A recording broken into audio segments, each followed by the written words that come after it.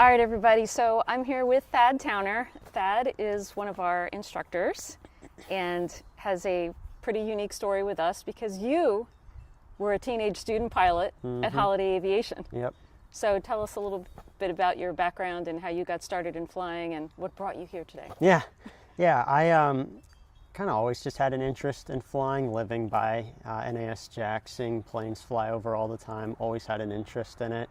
And then found out that I knew a lot of people who had parents who were pilots. One of my best friends growing up, his mom was a citation captain for Wheels Up, and she saw that I had an interest in aviation, and she said, oh, you should do a discovery flight. And so my dad and I looked for nearby flight schools for that, and we found Holladay Aviation was one of them. Did a discovery flight. I was 15 at the time, so I really liked the idea of being a pilot, but wasn't at the time super interested in the process of becoming a pilot, all the studying and money that was going to be involved. So I just kind of did the discovery flight, and I liked it, but kind of moved on from then. And then James, one of the other instructors, he and I used to work together. So when I was 17, I overheard that he was doing flight training, and I asked him where he was doing it, and he said Holladay.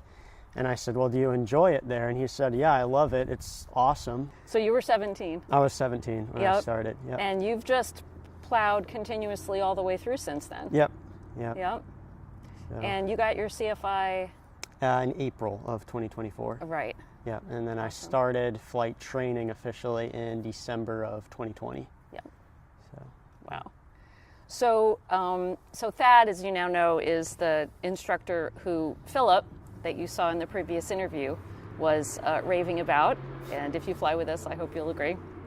But I wanted to ask Thad, given the fact that you started young and continued on through, and now you're an instructor trying to share what you know with teenagers. Right. You were in their shoes. So if you could go back in time and give your 16, 17-year-old self some advice on learning to fly, what advice would you give yourself? The biggest advice, and I didn't really figure this out until instrument training, what I figured out was studying is really, really cheap and inexpensive. You know, you have to pay for the books, but that's the cheap part. And I really didn't do a whole lot of studying in my early part of flight training. As I'll hear Dana say sometimes, you can read the book or you can pay me to read it to you. And I didn't take advantage of that. So I would say studying, get your head in the books as much as possible is the number one thing. And then, you know, if you don't feel like studying, still get involved with aviation, watching YouTube videos of other people flying, anything you can to really keep learning, no matter what it is, really. And when you were a student pilot, when you started, do you remember about how often were you flying, and were you busy with school or playing sports? What was your life like outside the airport at that time? I was a senior in high school at the time. I was also working. I wasn't in sports, but I was working a job on the weekends, and then I was a senior. So I was fairly busy, but definitely had more time to study than I took advantage of. So I would do probably, I think, 2 lessons a week, and probably did maybe an hour or 2 of studying the whole week, really, until I really check ride prep. I really found a passion for studying and learning more about it, and that's when I upped it a lot more after that. Do you think the materials you were presented with at the time had anything to do with it? I think that I had a hard time figuring out what I exactly needed to study. And, you know, you have this check ride or whatever, and there's a lot of material to know, and it's kind of hard to tackle all of it and figure out, okay, where should I start? What should I study now? What should I study tomorrow? We live underneath the airport traffic pattern. We're in my front yard right now. Yeah, I think it was... So just staying organized about it. Yeah, I would say it was the hardest thing for me. Were there going about it. any particular subjects that you encountered during your primary training that you felt like you weren't really prepared to deal with, or were boring, or? I remember always having a really hard time with navlogs. I remember having like 3 or 4 grounds after soloing before I could finally figure out how to make a navlog that was good enough really to start doing dual cross countries and then solo cross countries. Regrettably for Thad, I didn't produce this video titled VFR Flight Planning Using ForeFlight until long after he was done with his private pilot program. But if that's what you're working on right now, you may want to check it out. And the big thing that I recommend is take notes. You know, when I'm writing stuff on the board or I'm explaining something, it's information I'm giving you that you're paying me to provide. Take note of it.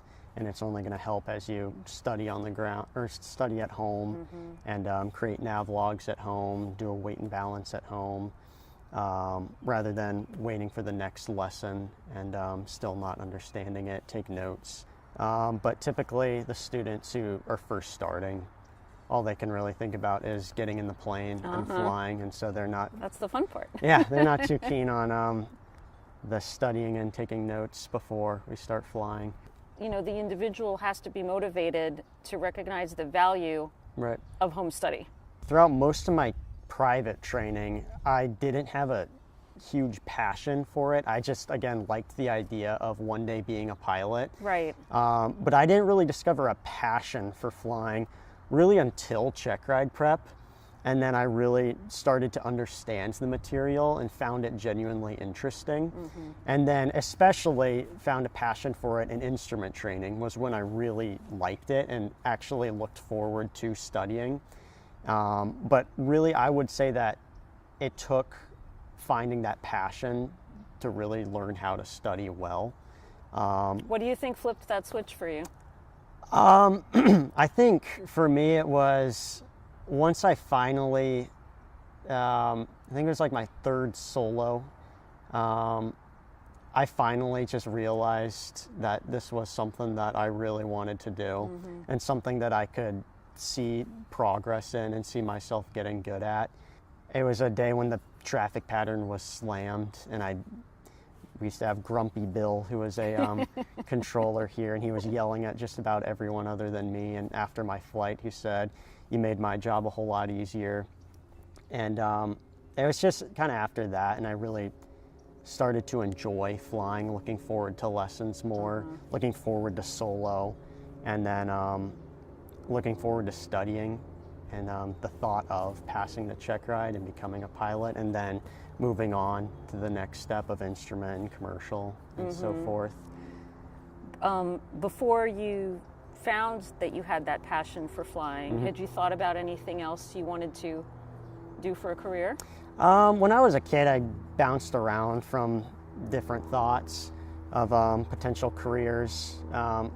Flying was the one that I kind of stuck with once I was like 15 or so and did the discovery flight, and then just kind of held it in the back of my mind of, yeah, I want to be a pilot. That way if someone asks me, you know, what do you want to do when you grow up? Oh, I want to be a pilot. You've got an answer. Yeah, I have an answer to it, but did I really want to act upon that? No, I didn't realize how much studying was going to be involved, and had I known how much studying would have been involved, I would have, you know, not looked forward to it, that's for sure.